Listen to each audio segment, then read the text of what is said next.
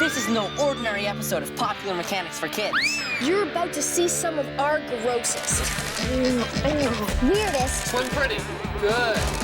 Creepiest, most dangerous, and coolest adventures. all wrapped up into one great show. That's why we call it our greatest hits. It's Popular Mechanics for Kids. Greatest Hits, Volume 3.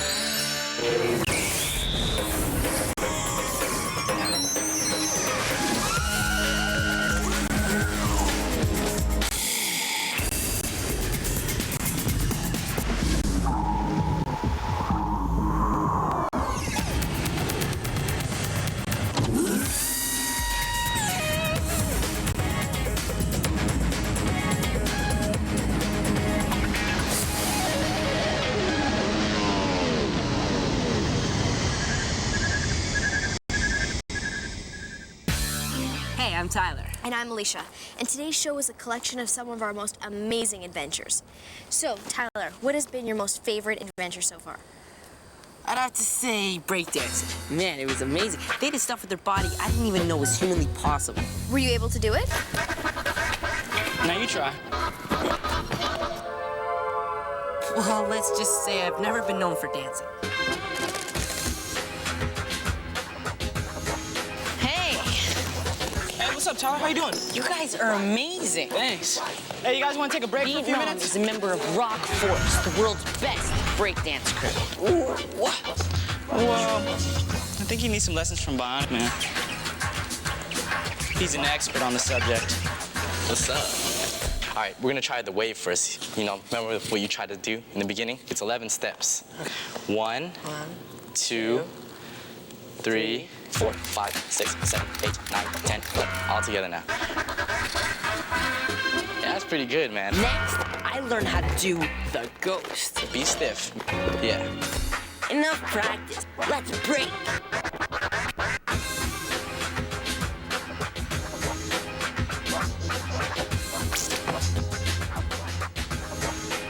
Now that's dancing. So what was your favorite adventure, Alicia? Well, my favorite adventure so far has to be the Incredible Hulk coaster in Universal Studios Islands of Adventure. Because I had to do this one line on the coaster, and the coaster shot me out right away, and it was so unpredictable. But it was a lot of fun. Well, you ready for your big moment? Yep. I hope I don't turn Hulk green. As soon as you're ready to on Hulk, you give him the thumbs up, we'll go.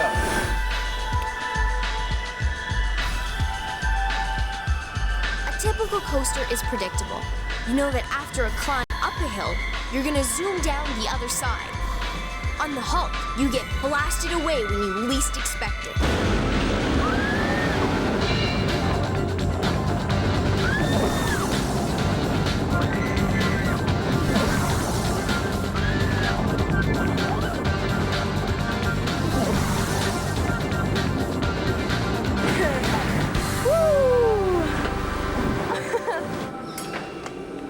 That was so amazing. And you're not even green. I'm not green. I am fine. I want to do it again. Ride it as much as you want. What makes the Hulk different is that it accelerates uphill with the same thrust as an F-16 fighter jet. It's like being fired out of a cannon. In another part of the ride, I thought I was crashing in the water. But it's actually 12 water cannons that create the illusion. What makes it all go? Well, you can forget about plugging it in. The heart of the Hulk is in here. It runs on 4 loud generators that can power a small city. That's 12,000 homes. The generators power these wheels on the track. The wheels shoot the train out of the launch tunnel like a bullet. There it goes. Wow. Taking off. Then there's all that creepy stuff you got to do. I mean, had to do. I wouldn't exactly call fist-sized tarantulas fighting on my leg one of my best memories. They were just sitting there, and all of a sudden they started eating each other right on my leg. And then the rest of them started going crazy. Oh, I was freaked out. This is Brian Whiteley. He's a doctor and biochemist. Hi, Tyler. Hey. I have over 50 species of tarantulas in my house, and this is Theraphosa blondi from South America. It's one of the world's largest. It's huge. In fact, each of the species has a little different venom, and I specialize in extracting the venom for companies that make medicine. Brian does what's called milking the tarantula. But he's not getting milk. He's getting poison. Spiders use their poison, it's also called venom, to kill their prey. But what's bad for a tarantula's lunch might be good for people. The venom could contain ingredients that can be used to make medicine. This little hairy guy may help us find a cure for epilepsy and other similar diseases. Here, Tyler, why don't you give it a try? Okay, so I have to make it breathe carbon dioxide first, right? Right, that'll make it groggy and lose muscle control. Okay, here we go. Sweet dreams. There we go. To extract the venom, you have to use electricity, but not much. 30 volts only, just enough to cause the muscles surrounding the venom glands to contract. Here I'll show you one of my centipedes. Though it's never been done before, I'm trying to develop a way to extract venom from them, although it's not easy because they're so aggressive. Was that an earthquake? Probably. What happened? I think we've got a problem. Relax, Tyler, but don't move. I'll take care of it. Just don't move. Relax, Tyler, but don't move. So, Vanessa, what was your creepiest adventure? It would have to be the time we went to Thrillvania, the scare park. And my director, without me knowing, had set up somebody to scare me. So I was just finishing my line when this huge guy dressed up in a werewolf suit came up behind me with a chainsaw. I was so scared, I screamed and jumped on the cameraman.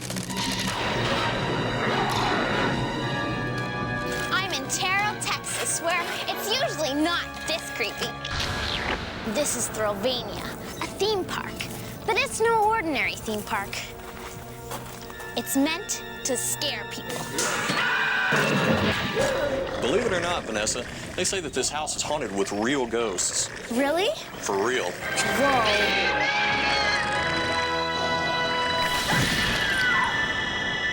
Pretty good. That's the first rule of scaring people, is to create an environment and atmosphere that makes them feel uneasy or on edge. It all sets the mood. So when they do go in for the scare, it has a much bigger effect on you. Look out!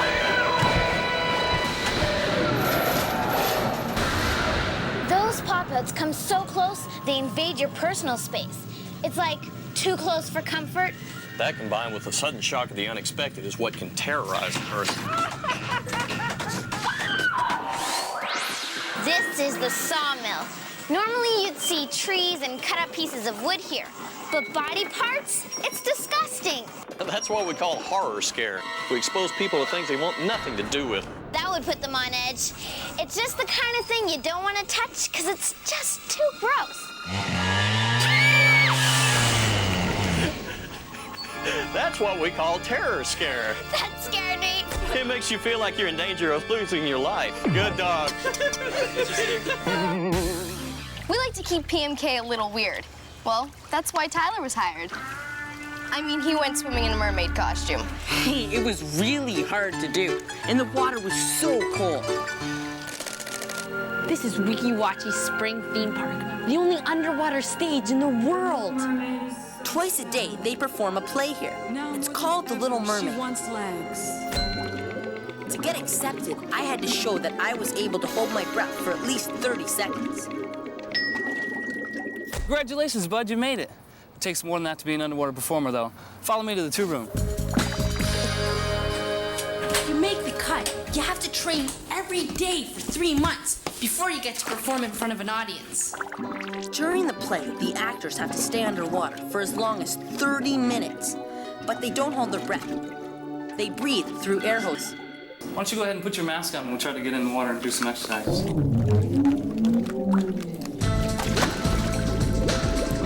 Through the tube, I get to the main stage. All right, now we're gonna practice a ballet move, okay? I want you to do the pike. Go ahead and keep your feet straight, your toes pointed, and go ahead and round in the circle. Hey, that was pretty good. You just want to keep your legs locked next time. Now you're ready for the most difficult part. Swimming with the tail. It's the hardest part of being an underwater performer. Now keep swimming. Use your arms. Swim pretty. Remember, actors have to train for 3 months before appearing in the show. But Derek feels that I'm ready for a part in the performance after only 1 day of practice. And not just any part. The charming prince. I wonder what it would be like to have legs instead of this tail. Love does conquer all, on land and in the sea, and we are the loving proof.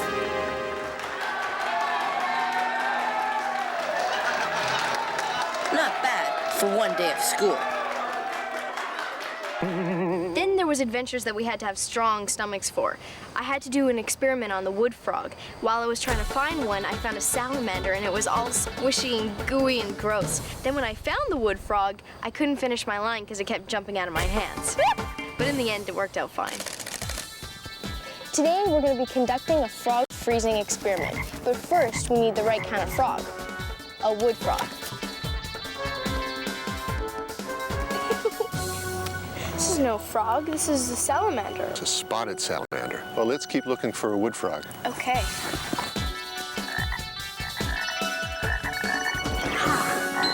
You found one, a wood frog, Rana sylvatica. It's kind of small. Oh, they're small, but it's one special frog.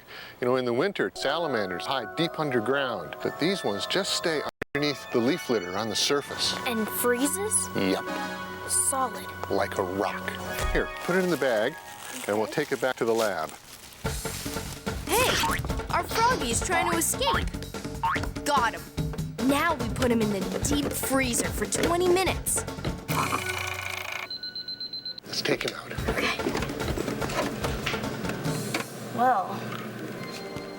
Well, he's frozen. And hard, too. Robert and other scientists are trying to understand how the wood frog survives freezing, so they can learn how to freeze human organs without damage. If we could freeze human organs, more of them could be available for transplant operations, and that would save lives. Oh, look, Alicia, he's starting to breathe again. Yeah, I can see him moving a bit. That's so cool. I don't think Alicia would have had the stomach to do what you did, Vanessa, out in the Atlantic Ocean. On the gutting fish adventure, I had already gutted like 5 fish. You cut them open, you see their liver, their stomach, their intestines. But on the last fish, I just cut it open and all of its breakfast spilled out. It was so unexpected and so gross. Everybody was just puking over the side of the boat. I'm about to find out how fish get from the ocean to your table. Hey, Edgar. Hey, Vanessa. A word of warning, being a professional fisherman is not for people who don't like getting slimy. So what next? Uh-oh. We have to clean the cod right on board, or they'll spoil. All right, so what do I have to do here? Cut it across the throat here. Deep. Deep? Oh. Put it back through the belly part. Oh. That's his practice. Ew. Ew. See all the fish in there? His breakfast. Oh, man. Oh, man. Oh, man. This job takes guts. Literally. Yummy. We set the nets out again and then head back to the harbor. It's here at the plant where the fish are transformed into what you buy at the grocery store. This machine here cuts off their heads. This is an automatic fillet. You fit the fish's spine onto here and watch this.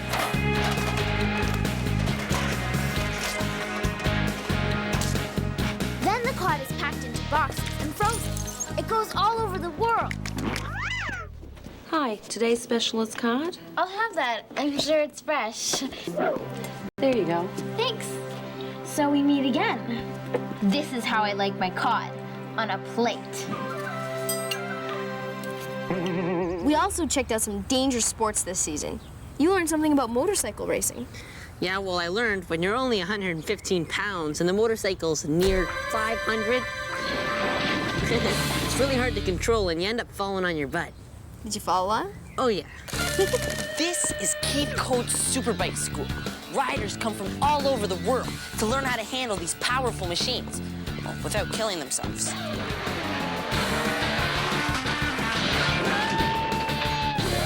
Okay, this is my very first time. So let's put our kickstand up, start the bike.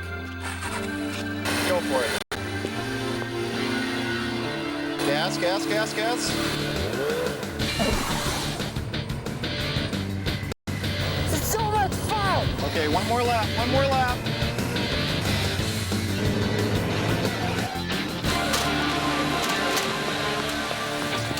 Whoa, Tyler, are you okay? What happened? Well, I was going really fast. I decided to turn, but then I never had enough space, so I hit the brake while I was turning, and then the bike flew out from under me, and I fell off. Accidents happen when your tires lose contact with the road. You're riding around on 2 contact patches on your tires. The front one's only probably about that big, and the one in the back is just a little bit bigger.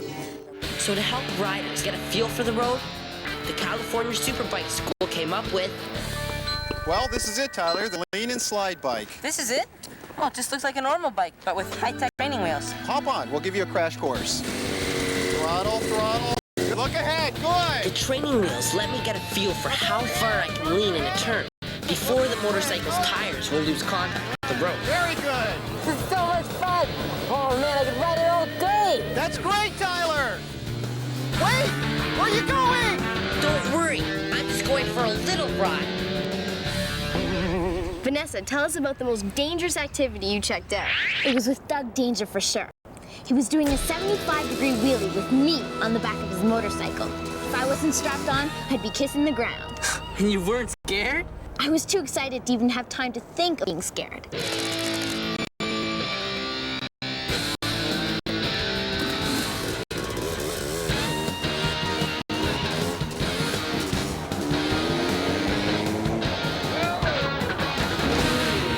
Let's get one thing straight.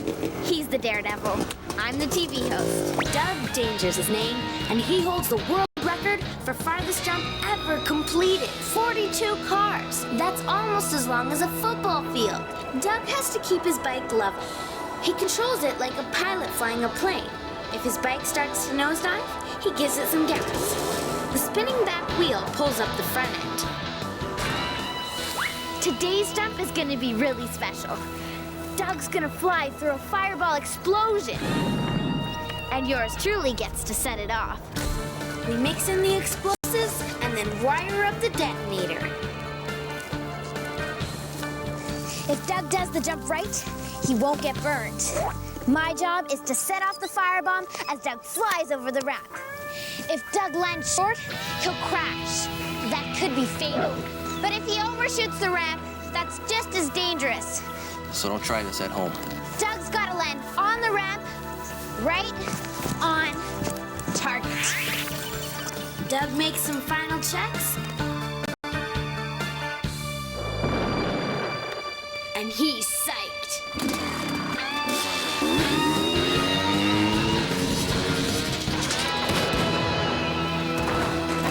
That was so cool.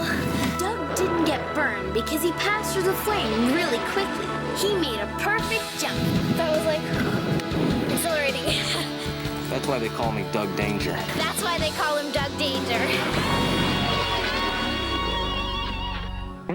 We can't forget to include Charlie in our Greatest Hits show. He looked at how performers are able to do these dangerous stunts.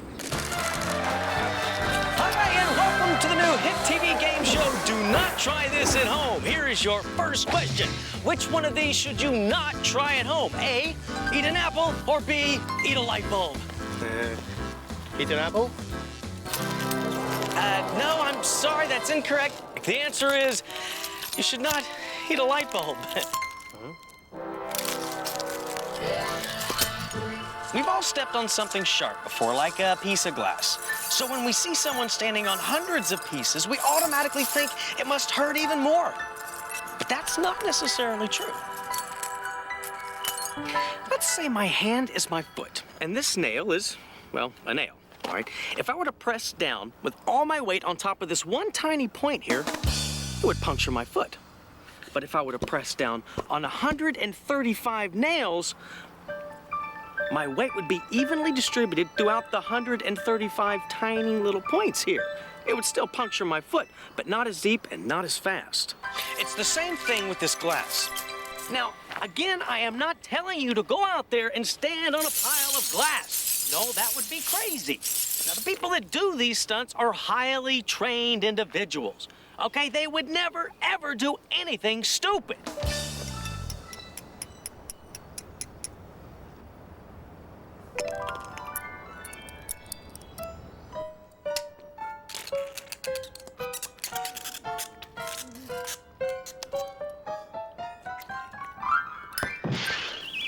But Charlie, you say, what about when people walk across the coals? How do they keep from burning their feet?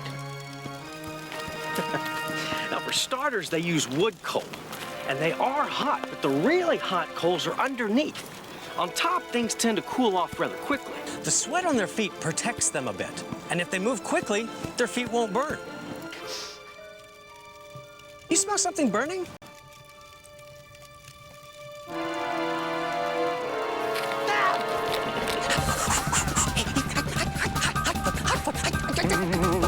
There's no limit to what we'll do in the name of science and technology here at PMK. We're going back on the road to bring you all new adventures. See you next time. Bye. Coming down here. Here, shoot. Oh!